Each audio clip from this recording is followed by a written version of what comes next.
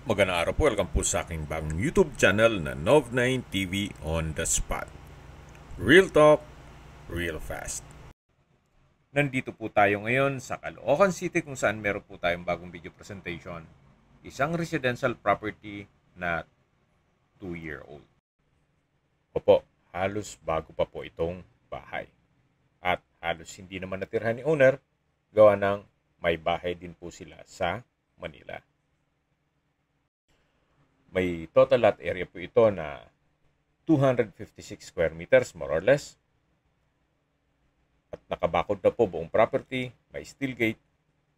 Ito po ay owner's built kaya hindi po tinipid. Quality po ang pagkagawa nitong bahay.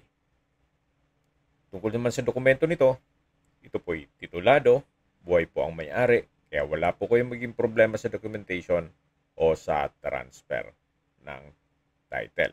Nasa loob po ito ng isang subdivision na napakatahimik po ng lugar, sariwa ang hangin, at sa klima naman po, banayad lang, hindi naman siya ganun kainit at hindi naman ganun kalamig.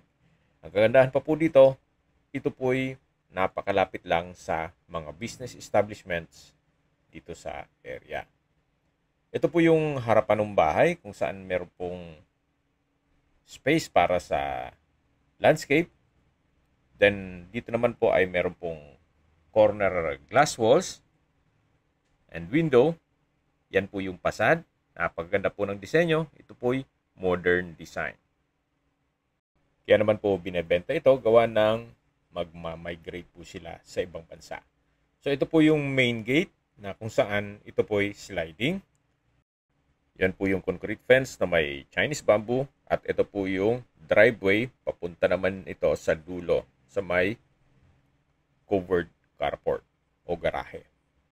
Dito po sa taas ay meron din pong corner glass window. At ganoon din po dito sa baba. Meron pong sliding glass window with security grill. May pin lamps na rin po itong ceiling sa labas. So ito po yung main door. Then may receiving area. At ito naman po yung tinutukoy ko na garahe. At sa dulo po yung guest house. Ito pong garahe ay kakasya po ang dalawang SUV. Then malaki pa po ang espasyo dito para pwedeng paglagyan ng swimming pool. Then may roof deck. Ito pong guest house ay naka-sliding glass doors and walls. So malaki naman ang espasyo nito. Sa ngayon, ginawa nilang stock room. Maganda rin po itong i-convert nyo sa private resort o staycation business kung sakaling ma-acquire nyo po ito para po maging income generating. Maglalagay lang po kayo dito ng swimming pool dito sa vacant lot. Actually, pag mga private resort, hindi naman kailangan ng masyadong malaki na swimming pool kaya pwede na po yan. So yan po, tunghayin nyo po. Napagandang disenyo. May corner glass walls and windows na rin. Ganon din po dito sa baba. At sa dulo po ay meron ding setback. Yan po yung concrete fence na may barbed wire. Yan po yung side view. At dito po sa side ng guest house ay merong maliit na portion nito na pwede po itong gawing banyo. Nasa ngayon, stock room din siya. So, meron pong spiral stairs. Akyat po tayo. Samahan niyo po ako. Dito po sa taas ay malaki naman ang espasyo. So, pwede pong maglagay ng kubo. Then, meron na rin pong railing sa palibot nito. Kaya po, gaya ng sabi ko sa inyo kanina, maganda rin pong maglagay kayo ng swimming pool dyan. Big factor din. Then, gawin yung staycation business ito. Para kung meron man pong mga private party, pwede pong ganapin dito. Pag nalagyan nyo ng swimming pool. Yan po yung tinutukoy ko na vacant lot. sa baba nito na pwede pong gawa ng maliit na pool. Pero kung ayaw nyo mang magnegosyo at kayo'y tubong Caloocan at gusto nyo isang maayos na bahay na halos bago pa, pwede na po ito. At sa presyo po ni owner, pwede na rin po gawa ng sa mahal po ng labor at materials o construction cost ngayon. Pag sinoma total nyo, tapos yung pag-aantay nyo pa ng ilang buwan, minsan meron pang mga back job dyan. So, you might consider this property. At hindi lang po doon, yung ibang mga kagamitan po dito ay kasama na po. So, hindi ko lang ma-pinpoint kung which furnishings ang isasama. Pero, semi-furnished naman po ito. So, yan po ulit yung covered lanai. At ito naman po yung main door. Double solid wood door na rin po ito. So, welcome po dito sa bahay ni Ma'am at Sir. Open concept lang po ito. Walang partitions, kaya napakaliwalas. Ito po yung living area o salas. Then sa dulo po yung glass window na nadaan natin kanina sa driveway. Naka-ceiling cove design. May pin lamps. Then sa dulo po ay may brickstone design. Itong wall. Kung saan naka-attach itong TV. Yan po yung hagdan. At dito naman po yung dining area. Naka-tile flooring na rin po ito. At naka-ceiling cove design din po. Sa kanto po yung corner glass window. Then dito naman po yung formal kitchen. Ito pong formal kitchen ay meron pong modular kitchen cabinet, kitchen drawer, at storage ng kitchen utensils. Meron din pong double stainless sink with faucet. Then tiled kitchen wall. Meron din pong LED lights design dito sa ceiling. May induction cooktop. So, kumpleto na po. Then, dito naman po yung covered lanai na may wooden na sala set. At yan po yung garahe sa dulo at yung guest house. Ito pong covered lanai ay naka-tile flooring na rin po ito. So, balik po ulit tayo dito sa loob. Yan po yung formal kitchen. Then, dun po sa dulo ay meron pong common toilet and bath na kung saan maayos naman po ang toilet fixtures nito. From floor to ceiling po itong tile bathroom wall at meron pong overhead shower. Then, bathroom window. Then, meron pong sliding glass window na papunta naman dito sa likod ng bahay. So, yan po ulit yung formal kitchen. Then, dito naman po yung dining area. At dito naman po yung living area. Akit na po tayo dito sa hagdan na may staircase window. At ito po yung naka-wooden staircase. Then, glass railing. Yan po yung corner glass wall and window. At ito po yung hallway. Hanggang sa roof deck po itong hagdan. Pero mamaya na natin ikutan yan. Check po muna natin itong mga kwarto. So, ito po yung first bedroom. Naka-solid wood door. Then sa spasyo, malaki naman po. Naka-ceiling cove design. Ito pong mga glass windows ay may blinds na rin po siya. So, naka-tile flooring na rin po. Then, pulidor po ang pintura ng ceiling at wall. Tungkol po sa mga kagamitan, ulitin ko lang po, hindi po lahat, pero may ibang maiiwan dito. Pero yung split type aircon, for sure, maiiwan po yan. So, dito naman po yung walk-in closet.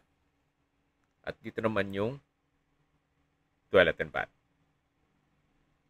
Na napakalaki po ng espasyo. From floor to ceiling din po itong tile bathroom wall. Then may overhead shower. May bathroom window. Bathroom sink. Then dito naman po yung magiging walk-in closet. So ito po yung first bedroom na may toilet and bath. Labas po ulit tayo dito sa hallway. At ito naman po yung second bedroom. Naka-solid wood door. Then sa spasyo, malaki din po. Then may glass window with blinds. May split type aircon. Naka-ceiling cove design. Tile flooring. Pin lamps. Maayos ang pintura ng ceiling at wall. Then meron din po itong sariling toilet and bath. Ito po yung naka-sliding glass door. Maganda po yung mga ganito kasi less na yung space na kinakain niya. So, dito naman po yung toilet and bath. Ganun din po, naka-tile bathroom wall, bathroom sink, water closet with bidet. Then, may overhead shower. Naka-ceiling cove design na rin po at may bathroom window. May walk-in closet din po ito. So, ito po yung second bedroom na may sariling toilet and bath na rin siya. Labas na po tayo dito sa second bedroom at check po natin itong family area. Yung sa kanto po yan po yung corner glass walls and windows. Mula dun sa likod yung natanaw natin. Naka-tile flooring na rin po ito. Then may blinds na rin po sa kabilang side. Ceiling cove design. Then mula po dito, matatanaw naman yung likod ng bahay na may open space at yung guest house at roof deck. So, napaganda po ng disenyo nitong bahay. Maaliwalas at halos bago pa po ito. Kung sakali man po na malaking pamilya kayo, ito pong family area ay pwede rin pong gawing another bedroom. So, ito po yung mga dinaanan natin na mga kwarto at aakyat na po tayo dito sa roof deck. Ganun din po, naka solid wood na staircase, glass railing, at nandito na po tayo sa roof deck. Then dito po sa dulo ay malaki din ang spasyo. Pwede pong gawing another stock room. And then naka-sliding glass door na rin po ito. Ito pong roof deck ay napakalaki din ng spasyo. Meron na rin pong tiled countertop dito sa gilid. Then may sink and faucet at may banyo. Habang naglilibot po tayo at pinagmamasdan niyo po itong property, pag-usapan na natin ang distance, location at travel time. So mula po sa mga business establishments, gaya ng convenience store, drugstore, remittance center, banks, schools, church, then mga malls, at Pure Gold, ang distance is 1.2 km at ang travel time is 5 minutes. Opo, ganun po kaganda itong lokasyon nitong property. Malapit po sa lahat. Even hospital, gaya ng Caloocan City Medical Center, na ang distance ay 1.1 km at ang travel time is 5 minutes. Yan po yung lagi kong binabanggit sa aking video na dapat nyo i-consider sa paghanap ng property, yung meron pong malapit na hospital. Hindi ko naman po sinasabing sakitin kayo. Yan naman po for emergency purpose lang naman. At mula naman po sa North Commons Prime Development, ang distance is 650 meters at ang travel time is 4 minutes. Mula naman po sa Save More Market sa Camarin, ang distance is 1.1 kilometers at ang travel time is 6 minutes. Ganun din po sa Kai Mall. At kung manggagaling naman po sa SM City Fairview, ang distance is 3.8 kilometers at ang travel time is 15 minutes. Kung manggagaling naman po sa airport, ang distance is 42 kilometers at ang travel time is 1 hour and 18 minutes. Okay, sa presyo na po tayo. Binebenta po ito ng owner sa halagang 19.9 million pesos. Kung may mga katanungan po kayo, tawag lang po kayo sa aking numero. At sa mga kababayan naman natin na sa ibang bansa, meron pa akong Telegram. Sa mga iPhone user naman, may iMessage. Meron din pong Imo, Skype, Viber at WhatsApp. Same number lang po, 0917-316-3399. Sa mga nagtatanong naman po ng aming Facebook, meron po aming Facebook page na Nov9 TV at Facebook Reels Video. Meron din pong TikTok at Instagram. May ibang YouTube channel po kami na The Nov9 TV Official, Nov9 TV Channel, at Nov9 TV Listings. Salamat po sa panunod sa aking video at ingat po kayo lagi.